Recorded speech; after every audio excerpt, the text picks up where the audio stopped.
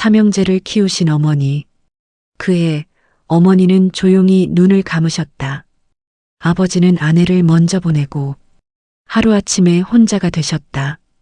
40년을 함께한 아내를 잃은 뒤 아버지의 일상은 마치 소리 없는 영화처럼 변해버렸다. 집에 가면 항상 켜져 있던 텔레비전 소리, 부엌에서 들리던 냄비 부딪히는 소리, 아침마다 밥상을 차리는 어머니의 손길, 어머니의 향기가 있던 그런 집. 그 모든 게 한순간에 사라진 집에서 아버지는 하루 종일 아무 말도 하지 않으셨다. 전화를 드리면 늘 같은 대답이었다. 응, 괜찮다. 밥도 잘 먹고 있고 잠도 잘 자고 있다. 하지만 동네 슈퍼 아주머니의 말은 달랐다. 어느 날 나를 붙잡고 은근히 걱정하는 목소리로 말씀하셨다.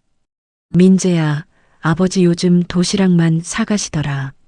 자주 뵙지만 정말 안쓰러워 보이더군. 집에서 밥 안 해 드시는 것 같던데. 그 말을 듣는 순간 나는 깨달았다. 아버지가 정말 혼자가 되셨다는 걸. 단순히 아내를 잃은 게 아니라 평생 바쳐온 역할마저 잃은 거라는 걸. 아버지는 평생 가족을 위해 사신 분이었다. 나는 아버지의 손을 본 적이 있다. 굳은 살과 상처투성이인 손. 건설 현장에서 철근을 나르고 비 오는 날에도 새벽부터 작업을 나가셨고 허리를 다쳐도 병원보다 현장을 먼저 가셨다. 어릴 때 나는 아버지가 이해가 안 됐다. 아버지, 왜 자꾸 아파도 일을 나가세요? 좀 쉬세요. 내가 그렇게 투덜대면 아버지는 고장난 기계처럼 같은 말을 반복하셨다. 민재야, 넌 몰라도 돼. 지금 쉬면 나중에 너희가 더 고생한다. 아버지가 일하는 동안 너희가 공부만 열심히 하면 된다. 그 말 한마디로 아버지는 다시 안전모를 쓰고 새벽별 속의 현장으로 나가셨다. 그리고 그 반복은 30년 이상 계속되었다. 어머니가 돌아가신 뒤에도 아버지는 습관을 버리지 못하셨다. 더 이상 일을 나갈 이유가 없는데도 새벽 5시에 깨어나 기계처럼 작업복을 입고 앉아 계셨다. 마치 아직도 어딘가로 나가야 할 것처럼, 누군가를 부양해야 할 것처럼. 그 모습을 보면서도 우리는 바쁘다는 이유로 자주 찾아뵙지 못했다. 진호 형은 회사 일로, 성우 형은 가정 일로, 나는 기사 마감으로. 우리는 그 모습이 얼마나 외로웠는지 몰랐다. 지금 생각하면 그때가 가장 후회된다. 평생 가장이었던 남자. 아버지 인생엔 쉼이 없었다. 장남 진호 형의 대학 학비, 차남 성우 형의 군대 가기 전 학원비, 그리고 막내인 내 등록금까지. 3명의 아들을 키우는 것도 벅찬데 아버지는 단 한 번도 힘들다는 말을 하지 않으셨다. 그저 일하셨다. 계속 일하셨다. 그런데 내가 고등학생이던 해 운명은 아버지를 다시 한번 시험했다. 아버지가 건설 현장에서 사고를 당하신 거다. 철근이 무너져 내리면서 아버지의 허리를 찌르듯이 내려쳤고 의사는 최소 몇 달은 쉬어야 한다고 했다. 그건 아버지에게는 사형 선고나 마찬가지였다. 그날 밤 나는 아버지의 방 앞에서 멈췄다. 어둠 속에서 아버지가 혼자 앉아 손으로 허리를 부여잡고 있는 모습이 보였다. 아버지의 어깨가 떨리고 있었다. 아버지가 우는 건가 싶었지만 나는 들어갈 용기가 없었다. 아버지, 병원을 제대로 다니셔야죠. 그러자 아버지는 아무 일 아니라는 듯 웃으시며 말했다. 괜찮다. 내일만 쉬고 모레부터 다시 나가면 된다. 형들을 생각해봐. 지금 쉬면 너희들이 더 고생한다. 하지만 나는 알았다.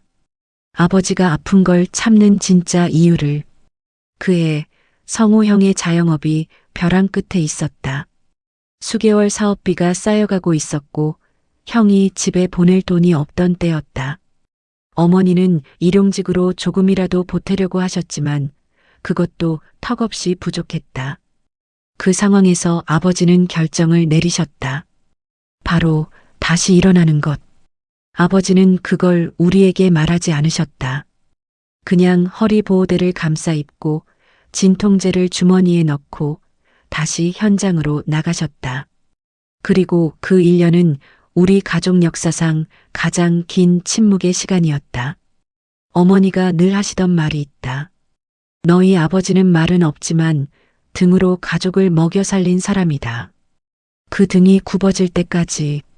그 말이 그때는 잘 와닿지 않았다.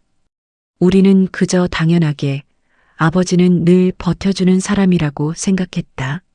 마치 산처럼 강처럼 없어져선 안 되는 자연 같은 것처럼 생각했다. 우리는 몰랐다. 그 등이 얼마나 많은 것을 지고 있었는지를, 그리고 그 등도 언젠가는 부러질 수 있다는 것을 모르고 살았다. 그러던 어느 날 어머니 49제가 지나고 어느 정도 시간이 흐른 뒤였다. 아버지는 갑자기 형제들을 다 부르셨다. 전화 한 통, 짧은 말씀이었다. 이번 주 토요일에 다들 집으로 와라. 할 말이 있다. 목소리가 유난히 단호했고 시간 여부를 물어보는 말은 없었다. 명령이었다. 나는 괜히 마음이 불안해졌다. 형들도 마찬가지였는지 단톡방이 들뜬 말들로 가득 찼다. 아버지가 뭘 말씀하실 건가? 혹시 또 안 좋으신 건 아니겠지? 그 토요일 우리 셋은 아버지 집 거실에 앉았다. 그날 아버지는 작은 서류 봉투 하나를 식탁 위에 올려두셨다. 집 등기 서류, 통장 사본, 보험 증서들이었다. 방 안에는 무거운 침묵이 흘렀다. 아버지는 서류를 하나하나 꺼내 놓으시며 조용하지만 단호한 목소리로 말씀하셨다. 이제 정리해 두려고 한다. 내가 갑자기 쓰러지면 너희도 곤란할 테니까. 그 말을 듣는 순간 형들의 얼굴이 굳었다. 하지만 아버지는 계속하셨다. 이 집은 진우한테, 통장은 성우, 보험은 민재 내가 가져라. 그럼 나중에 싸우지 않고 깔끔하게 정리되겠지. 순간 식탁을 둘러싼 공기 전체가 멈춘 것 같았다. 나는 그 말을 듣는 순간 무언가 가슴 깊은 곳에서 터지는 걸 느꼈다. 아버지는 이걸 마지막 정리라고 생각하고 계셨던 거다.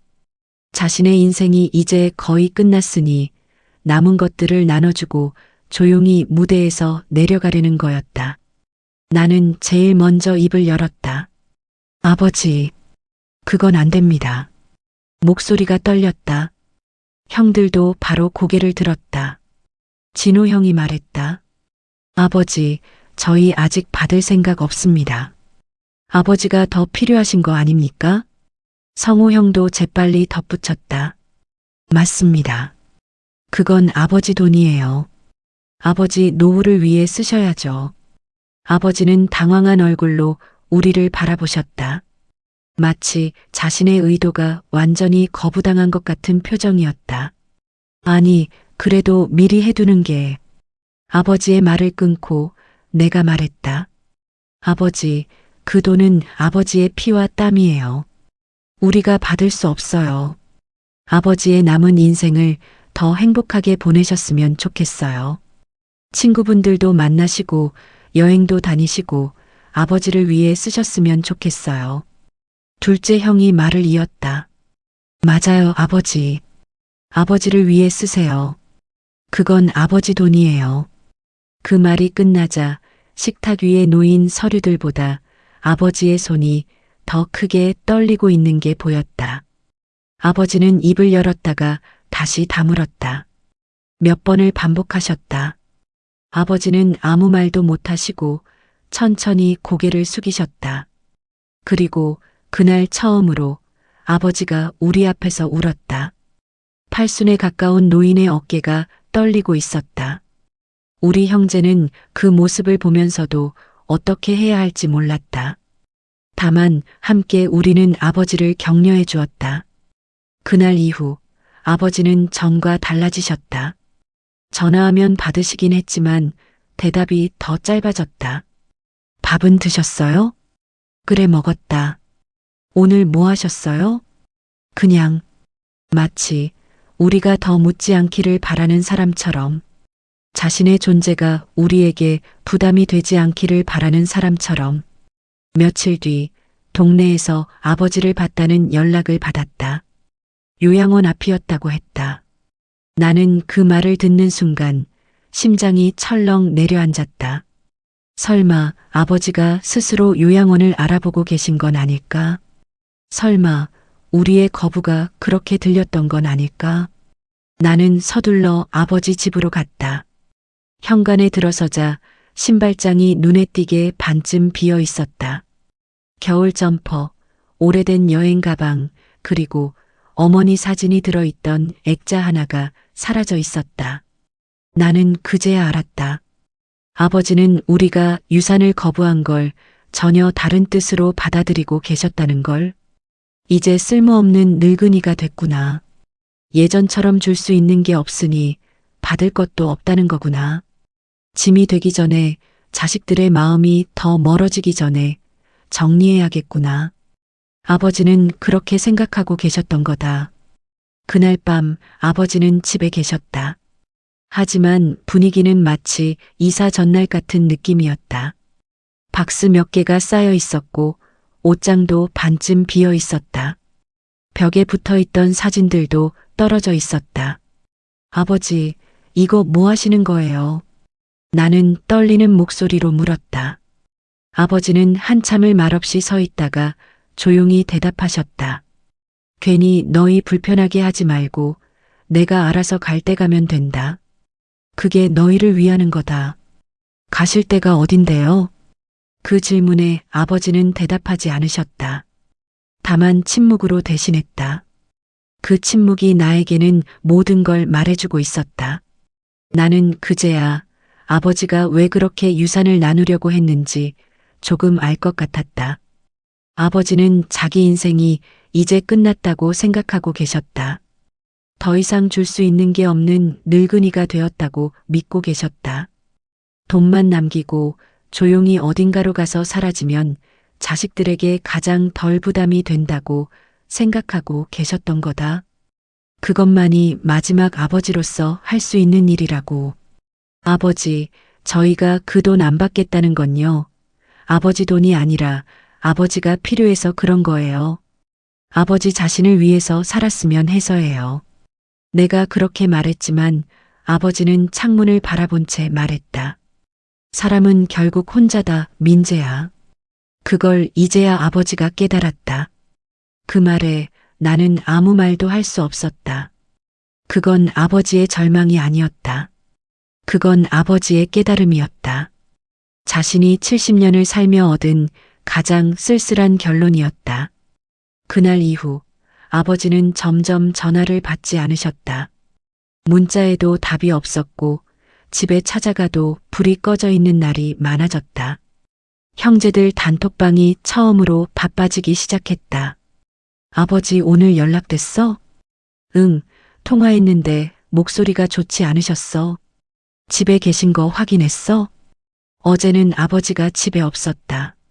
아침에 한번 가봐야겠다. 혹시 병원 가신 거 아니야? 건강히. 우리는 그제야 뭔가 정말로 잘못됐다는 걸 느꼈다. 그 불안감은 서서히 다가왔고 목소리에 담긴 떨림을 들으면서 더 짙어져 갔다. 그리고 그 불안은 얼마 지나지 않아 현실이 되었다. 다음 날 우리는 아버지가 병원에 다니시는 걸 알게 되었다. 주치의 사무실은 조용했다. 밝은 조명 아래서 의사는 차분하게 우리를 바라봤다. 그 시선 속에는 미안함과 진심이 섞여 있었다. 검사 결과가 나왔습니다.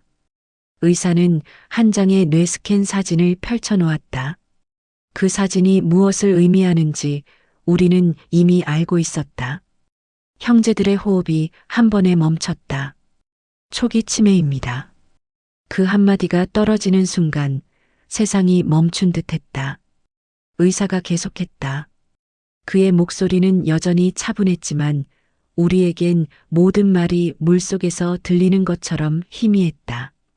다행인 점은 진행 속도가 느리다는 것입니다. 초기 단계이고 적절한 관리와 약물 치료로 진행을 늦출 수 있습니다. 얼마나 진행된 상태인가요? 진호 형이 물었다. 그의 목소리는 조용했지만 떨리고 있었다. 뇌의 일부 영역에서 위축이 관찰되고 있습니다. 특히 최근 기억을 담당하는 영역이 영향을 받은 것 같습니다. 하지만 오래된 기억은 상대적으로 또렷할 가능성이 높습니다. 오래된 기억은 또렷하다. 그 말이 나를 스친 순간 갑자기 이해되기 시작했다. 다만 주의할 점이 있습니다. 치매 환자들은 때때로 과거의 기억에 빠져들어 현재와 과거를 혼동하는 경향이 있습니다. 특히 스트레스나 정서적 충격을 받으면 그런 경향이 더 심해질 수 있습니다. 정서적 충격. 우리가 아버지를 상처 준 것.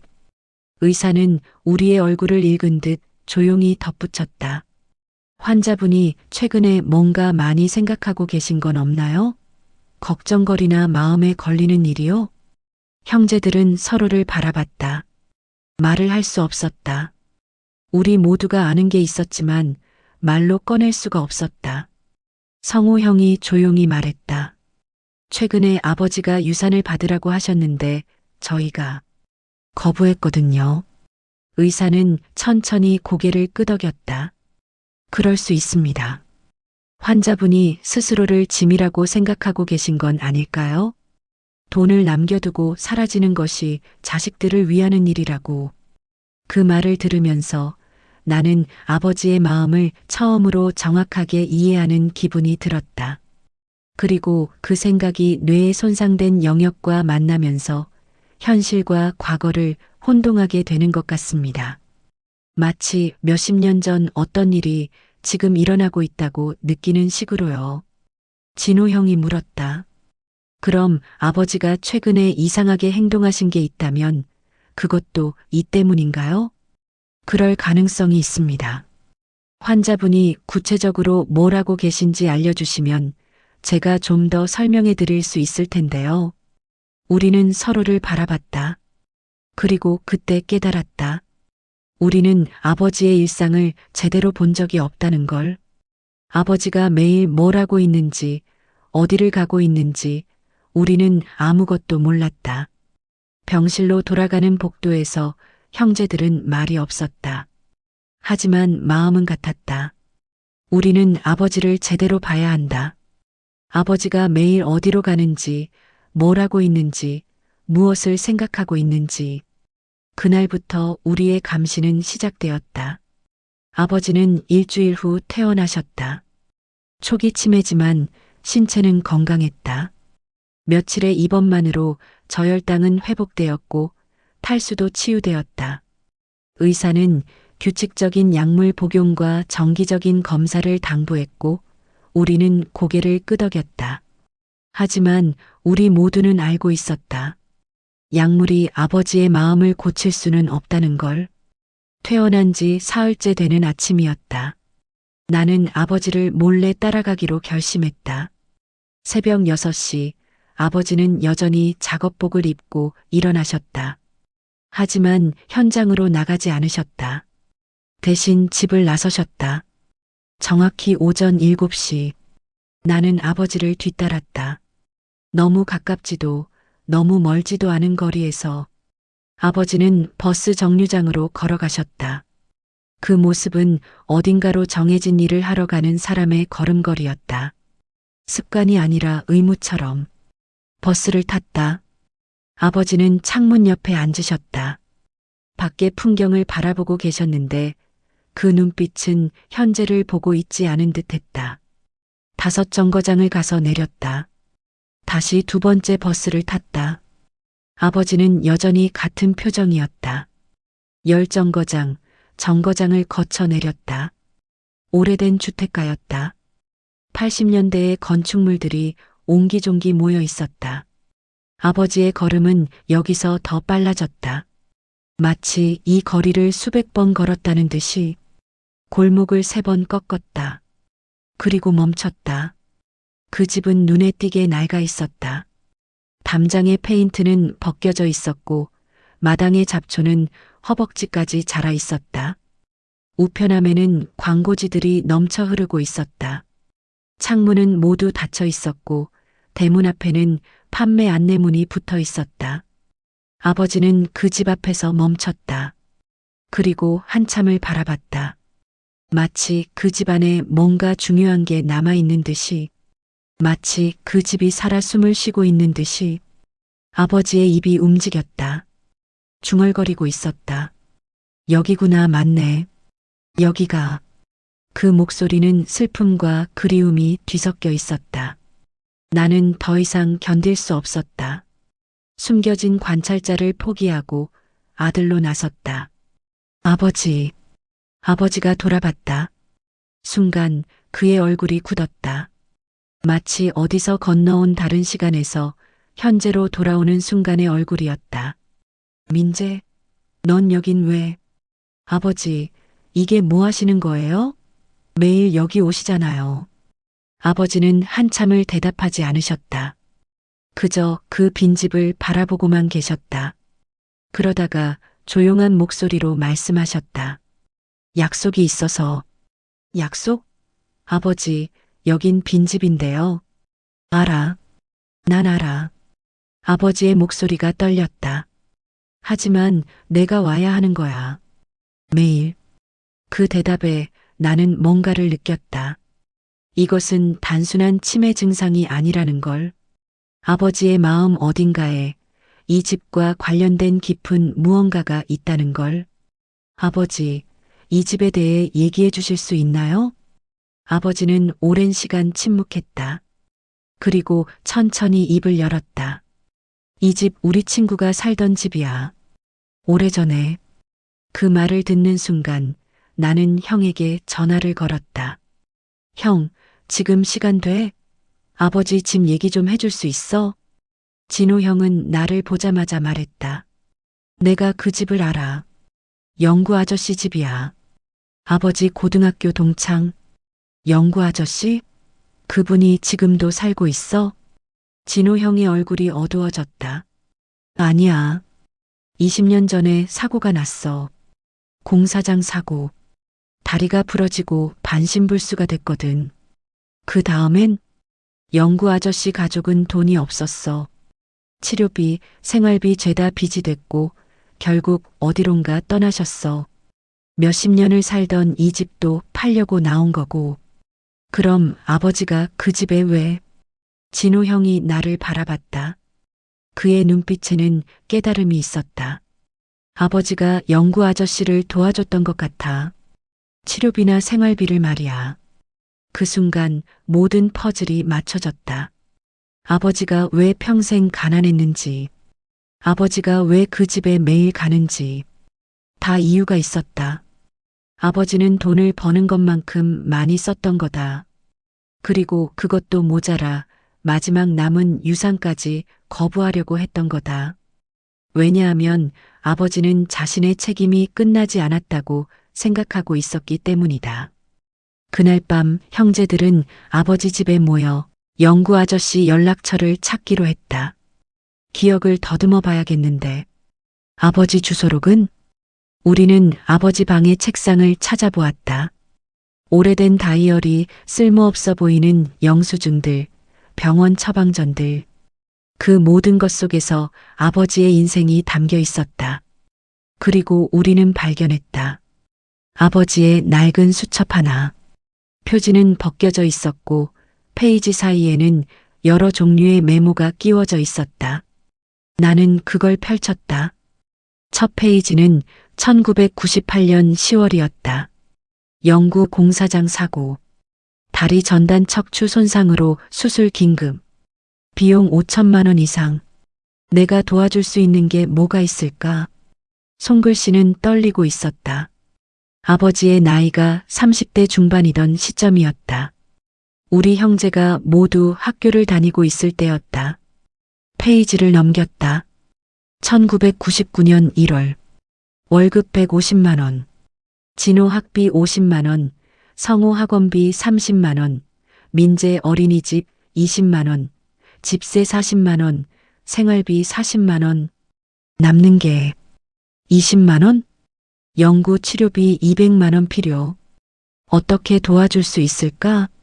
그 페이지는 여러 번 수정되었다. 여러 번 지우고 다시 쓴 흔적이 있었다. 마치 어떻게든 돈을 만들어 보려던 절박함이 그대로 드러나 있었다. 계산, 수정, 다시 계산. 어떻게든 형제들 학비는 남기고 연구를 도울 방법을 찾으려던 아버지의 마음이 그대로 적혀 있었다. 2000년 3월, 연구 엄마가 와서 울었다. 병원비 연체 통보로 저축한 돈 일부를 먼저 연구의 병원비로 썼다. 아내가 왜 자꾸 한숨을 쉴까? 2001년 7월, 연구 다리 재건 수술 3차. 또 500만 원이 필요하다. 진호대학 등록금을 미루고 연구 다리 수술에 도왔다. 2002년 11월, 영구의 외동아들 준호. 영구의 아내가 집을 나가버렸다. 어린 준호는 어떻게 되는 거야? 영구가 그 애를 어르고 달래는 목소리를 들었다. 나는 약속했다. 아버지는 영구 아저씨와 어린 준호한테 약속을 했다. 내가 있으니까 괜찮다고. 아버지가 준호를 봐줄 테니까 아버지는 영구 아저씨 아들 준호를 돌봐주고 학비를 지원해 주었다. 그 다음 페이지에는 주소가 적혀 있었다. 서울 동대문구 재활병원. 매월 2일. 월급 받는 날. 나는 손을 떨며 페이지를 계속 넘겼다. 2005년. 매월 기록이 있었다. 단순했지만 일관되었다. 생활비 전달 100만 원. 약값 구입. 준호 학원비. 2010년. 기록이 계속되고 있었다. 20년이 지났는데도 기록은 여전했다. 준호 고등학교 등록금. 영구 휠체어 수리. 2015년. 여전히. 아버지의 손은 이제 더 거칠었다. 건설 현장에서의 일로 더 굳은 살이 생겼을 때였다. 준호 대학 입시 준비. 2019년. 여전히. 아버지는 이미 60에 가까웠다. 준호 대학 등록금 계속. 2024년 3월. 가장 최근 기록은 여기였다. 준호 대학 등록금. 아버지가 약속한 대로. 끝까지. 그 글씨는 비스듬했다. 손이 흔들리고 있었다. 치매로 기억이 흐릿해지고 있던 시점이었음에도 아버지는 여전히 기록했다. 날짜와 액수를 적고 그 옆에 작은 체크 표시를 했다. 형제들은 그 수첩을 바라보며 아무도 말을 하지 못했다. 정확히 26년. 아버지는 26년 동안 매달 같은 날, 같은 시간에 영구를 찾아가고 생활비를 남기고 준호의 학비를 챙기고 약값을 도와주고 있었다. 그리고 그 누구에게도 말하지 않았다. 우리 형제들에게도. 나는 수첩을 내려놓고 생각했다. 가장 충격적인 것은 아버지는 자신이 한 일이 얼마나 큰 것인지 생각하지 않았다는 거다. 수첩에는 기록만 있을 뿐 일편단심 저 일을 당연하게 여겼다. 진호 형이 말했다. 우리가 아버지를 너무 모르고 있었어. 그 말이 이 상황을 모두 설명했다. 영구 아저씨는 요양원에 있었다. 우리가 찾아갔을 때 그는 휠체어에 앉아 있었다. 2002년 이후 22년을 휠체어에 앉은 채 살아온 사람. 얼굴은 주름이 깊었고 눈빛은 침침했지만 우리를 보자 무언가가 일깨어졌다. 너희들, 영호 자식들. 진호 형이 인사를 했다. 영구 아저씨, 저 진호입니다. 오랜만입니다. 영구 아저씨의 눈에 눈물이 맺혔다. 너희들이 이렇게. 그는 진호의 얼굴을 만져보듯 손을 뻗었다. 성호 형이 조용히 말했다. 아저씨, 저희 아버지가 이 수첩을. 나는 수첩을 펼쳐 보였다.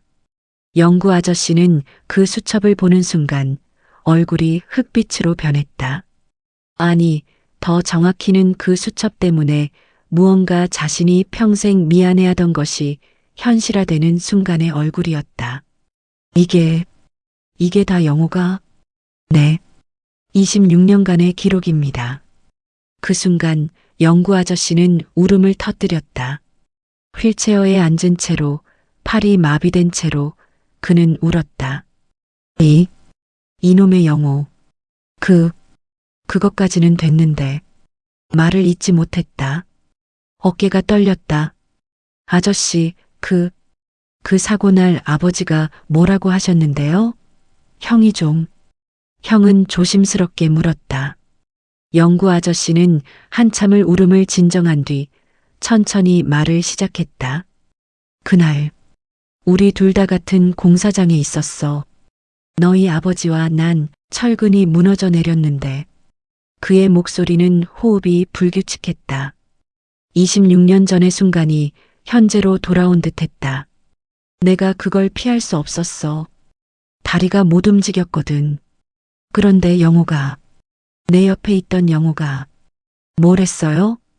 자기 몸으로 날 밀었어. 철근이 내 몸을 덜 맞도록. 침묵이 흘렀다. 그러고 나서 우리 둘 다 수술대에 올랐어. 영호는 팔이랑 다리에 심한 흠집이 생겼지. 난 척추가 부러졌고 아버지가 나중에 날 찾아왔어. 병실에서. 그런데 처음 하는 말이 영구 아저씨는 목을 가다듬었다. 내가 책임진다.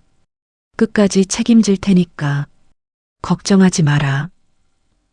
그 말을 듣자 나도 눈물이 났다.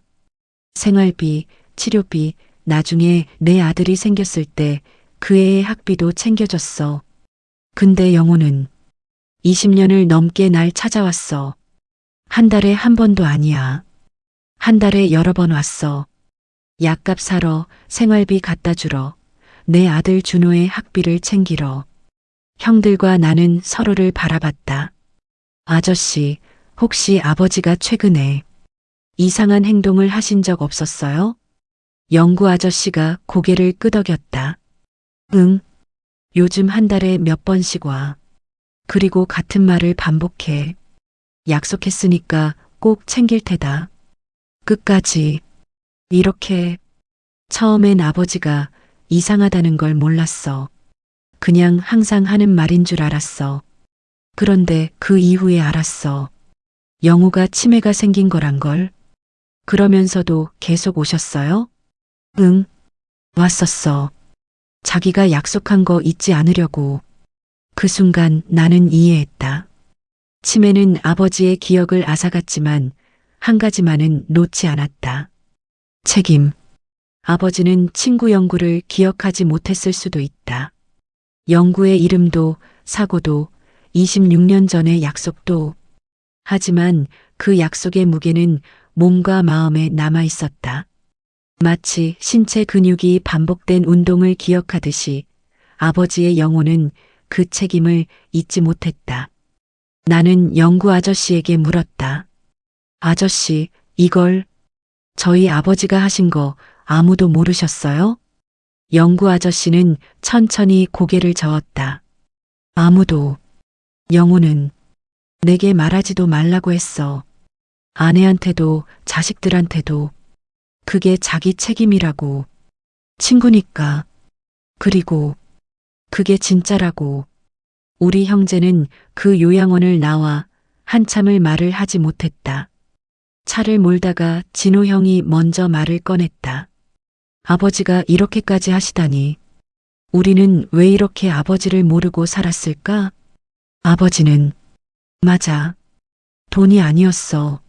아버지는 책임을 남기려고 했던 거야. 성우 형이 말했다. 우리가 받아야 할 게 그거였구나. 돈이 아니라 약속? 아버지는 자신의 치매를 알고 우리한테 아버지의 이 책임을 다해주길 바랬던 거야. 우리는 아버지의 노후를 위해 유산을 거부했지만 나는 수첩을 손에 쥐고 있었다. 26년의 기록, 26년의 책임, 26년의 사랑. 그리고 이제 깨달았다.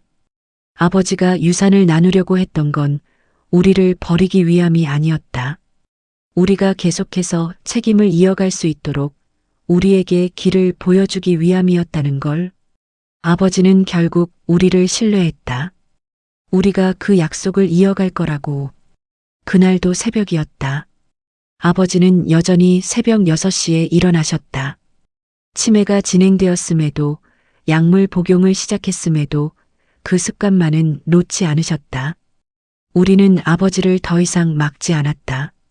진호 형이 은행에 아버지 계좌를 확인했고 매달 일정한 액수가 영구 아저씨를 위해 빠져나가고 있다는 걸 알았다. 우리는 아버지의 약속을 방해할 자격이 없었다. 그래서 우리는 지켜보기로 했다. 아버지가 어디로 가는지, 뭘 하는지, 그리고 우리가 할 수 있는 일이 무엇인지 찾기 위해. 그 아침 나는 아버지를 따라갔다. 새벽 7시 버스 정류장. 첫 번째 버스, 두 번째 버스. 오래된 주택가, 익숙한 골목. 그리고 그 빈집 앞. 아버지는 여전히 같은 동작을 했다. 서서 바라보고 중얼거리고 때때로 대문에 손을 대고. 하지만 그날은 달랐다. 아버지가 쓰러졌다. 마치 무언가의 무게를 견디다 버티지 못한 사람처럼 아버지는 그 자리에서 무릎을 꿇었다. 아버지. 나는 달려갔다. 아버지의 얼굴은 창백했다. 입술은 파랗게 질려 있었다. 손을 잡아 올리려 했지만 아버지의 몸은 무겁게 땅을 누르고 있었다. 아버지, 응급차 부르겠습니다. 나는 119에 전화했다. 손은 떨리고 있었다. 아버지는 천천히 눈을 떴다. 나를 보았다. 그리고 작게 웃었다. 민재야, 넌 여긴 왜? 아버지, 괜찮아요. 구급차 오고 있어요. 아버지는 고개를 저었다. 내가 여기 매일 와야 하는데. 아버지, 이제 쉬셔도 돼요. 아버지가 할 일은 이제 다 했어요. 이제 쉬셔도 돼요. 그 순간 아버지의 눈에 눈물이 맺혔다. 마치 그 말을 기다리고 있었던 듯이. 다 했나? 네, 다 했어요. 이제 다 하셨어요. 아버지 고생하셨어요. 아버지가 미소를 보였다. 병원은 대학병원이었다. 의사는 심근경색이라고 했다. 초기 발견이었고 시술로 충분할 거라고 했다. 하지만 나이가 나이인 만큼 조심해야 한다고 했다. 아버지는 입원실에 누워 계셨다. 가슴에 붕대가 감겨 있었고 팔에는 여러 개의 수액줄이 꽂혀 있었다. 모니터에서는 규칙적인 신호음이 울려 나왔다. 형들이 모두 왔다. 진호 형은 의자에 앉아 말없이 아버지를 바라보고 있었다. 성우 형은 가끔씩 아버지의 이마에 땀을 닦아주었다. 그리고 나는 아버지의 손을 잡고 있었다. 아버지가 눈을 떴다. 다들 모였네. 응, 아버지. 저희 여기 있어요. 아버지는 한참을 우리를 바라봤다. 마치 우리를 제대로 보려는 것처럼, 또는 우리의 얼굴을 기억해 두려는 것처럼. 그 다음 아버지가 입을 열었다. 목소리는 아주 작았다. 민재야, 영구 아저씨, 봤나? 나는 고개를 끄덕였다. 네, 아버지. 영구 아저씨 봤어요. 그래, 건강해? 네. 준호도 대학교 잘 다니고 있대요. 아버지의 눈에서 눈물이 흘렀다. 한참을 말을 하지 못하셨다. 그 다음 아버지가 진호 형을 바라봤다. 진호야, 이제 네가 해라. 진호 형이 고개를 들었다. 뭐려 아버지? 영구, 그리고 준호, 네가 책임져. 진호 형의 얼굴이 굳었다. 마치 지금 무엇을 받고 있는지 알겠다는 표정이었다. 네, 아버지. 제가 하겠습니다. 아버지는 그 다음 성우 형을 봤다. 성우야, 너도 도와주고. 네, 아버지. 그리고 나를 봤다. 민재야, 너는 이 약속을 기억하고 있어. 나는 아버지의 손을 더 꼭 잡았다. 네, 아버지. 잊지 않겠습니다. 아버지는 미소를 지었다. 그 미소는 마치 마지막 짐을 내려놓는 사람의 미소였다. 고마워. 아들들. 그 밤 우리 형제는 병실 의자에서 밤을 새웠다. 아버지는 일주일 후 퇴원하셨다. 의사는 의외로 회복이 빨랐다고 말했다. 어쩌면 정신력이 남아있어서일지도 모른다고. 아버지는 살아야 할 이유가 있으신 분이었으니까. 그 뒤로 아버지는 더 이상 빈집으로 가지 않으셨다. 약물 치료와 규칙적인 병원 방문, 그리고 우리의 돌봄으로 아버지의 일상은 변했다. 하지만 아버지의 눈빛은 변하지 않았다. 때때로 아버지는 창을 통해 멀리를 바라봤다. 마치 여전히 어딘가를 생각하고 있는 듯이. 그럴 때마다 나는 아버지의 옆에 앉았다. 아버지, 괜찮으세요? 뭐 생각하세요? 아버지는 천천히 고개를 돌렸다.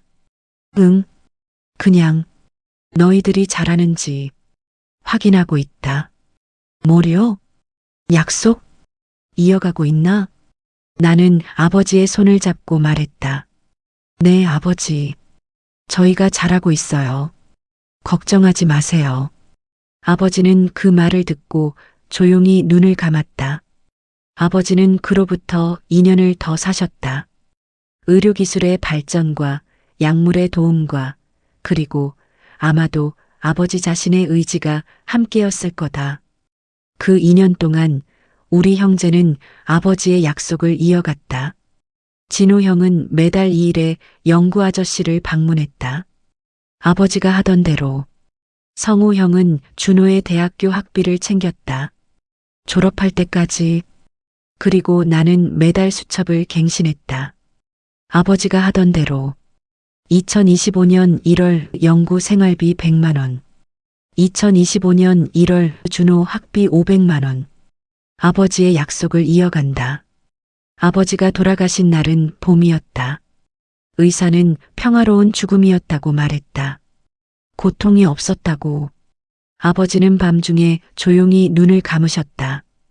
우리는 아버지의 방에 들어가 손을 잡았다. 따뜻함이 빠르게 사라지는 손. 아버지, 고생 많으셨어요. 진호 형이 말했다. 네, 정말 고생하셨습니다. 성우 형도. 그리고 나. 아버지, 저희가 약속 잘 지키겠습니다. 장례는 조용했다. 많은 사람들이 찾아왔다. 건설 현장의 동료들, 이웃들, 그리고 영구 아저씨도 왔다. 휠체어에 앉은 영구 아저씨는 아버지의 관을 보고 한참을 울었다. 영호, 이제 쉬어야지. 이제는 내가. 그 말은 끝나지 않았다. 영구 아저씨는 준호에게 손을 잡았다. 이 아버지를 기억해야 한다. 평생. 아버지의 기일이 된 첫 번째 해, 우리는 그 빈집 앞에 섰다. 진호 형이 꽃을 놨다. 가장 큰 꽃을 중앙에. 성우 형이 절을 했다. 그리고 나는 말했다. 아버지, 저희가 잘 지키고 있습니다. 영구 아저씨도 준호도. 준호는 이제 직장도 구했어요. 봄바람이 불었다. 그 낡은 집에 이제는 매매 완료 스티커가 붙어 있었다.